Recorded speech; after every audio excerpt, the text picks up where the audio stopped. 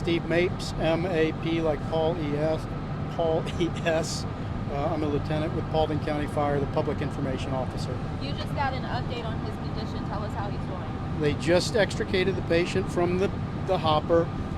He's conscious and alert. He knows what happened. He's talked to the rescuers. He's complaining of pain in his back and his legs, and he's cold. He's been in this material for about 5 hours. So what happened? We were not here when this accident occurred, but the hoppers are at ground level. Our understanding is the materials that you see on the side, they put those in the top of the hopper. It's about 30 feet deep, and then trucks pull in underneath, and that's how they transfer the material. So we're not sure if the gentleman fell in, if he was working inside the hopper, or what occurred. But the material, because it's a tapered hopper, looks like it created kind of a funnel, and he was about 15 feet below grade, but he was able to breathe, and he was buried in the material inside this tunnel up to his mid-torso.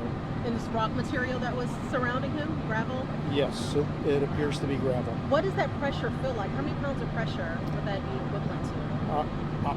I have no idea how much this material weighs, but it's heavy, and there are tons of gravel that are in those hoppers that they transfer into large dump trucks, so it was very heavy.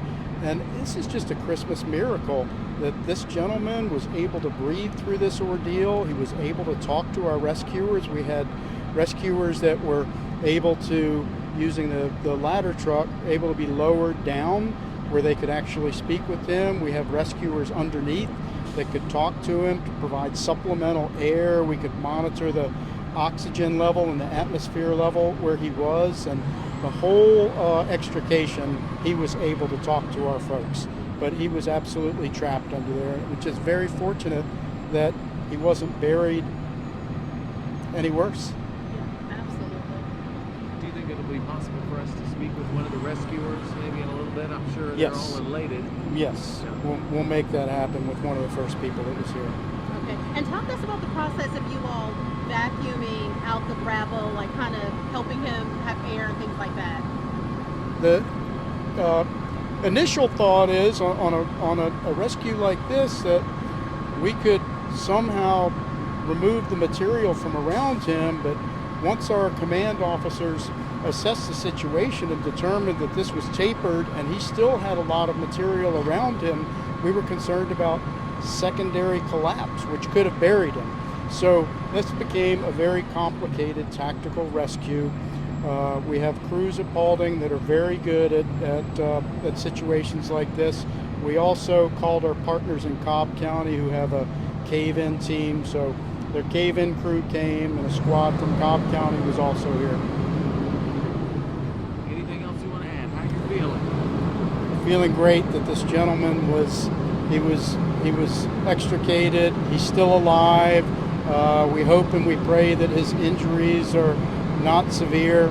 He's receiving great medical attention. We have paramedics and EMTs from Cobb and Paulding County that were with him the entire time. We have a helicopter from Air Life that will transport him to Grady, and Metro Ambulance was here with great crews as well. He is just really lucky that it happened this way. Yes, thank you. Can you even think of the last time something like this has happened? I've been doing this for 35 years, and I've never seen anything where somebody was buried that deep and is still alive.